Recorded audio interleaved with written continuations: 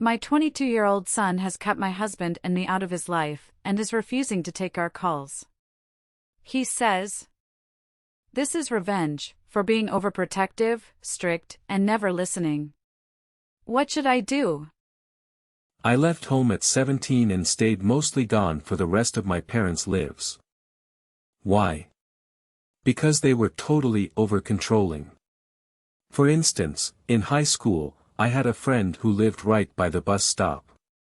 1. I thought that was reasonable.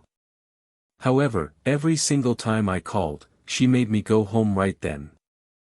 I wasn't allowed to date, wear lipstick or nylons till I was 16. I couldn't even leave the living room without telling them where I was going.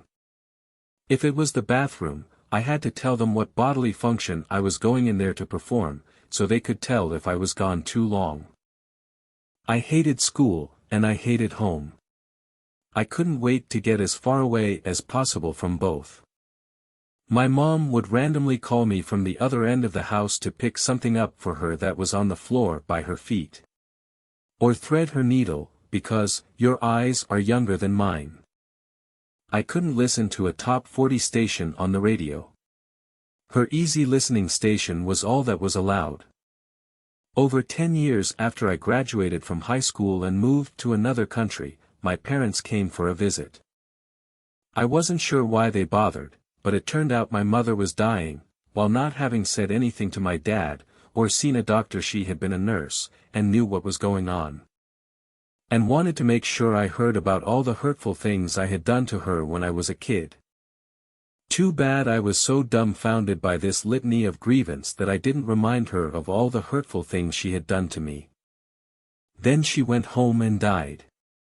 My dad remarried and lived for another 18 years, apparently happy with my stepmother. Your situation might be one of those where you were a normal parent and your son will call you up one day and say thank you, or you may have been as bad as my parents were. Only time and your own self-examination will reveal the truth. If you do one day realize that you were too controlling, shoot him a message with an apology. My dad eventually apologized for his part in the abuse that I endured, and it meant a lot to me.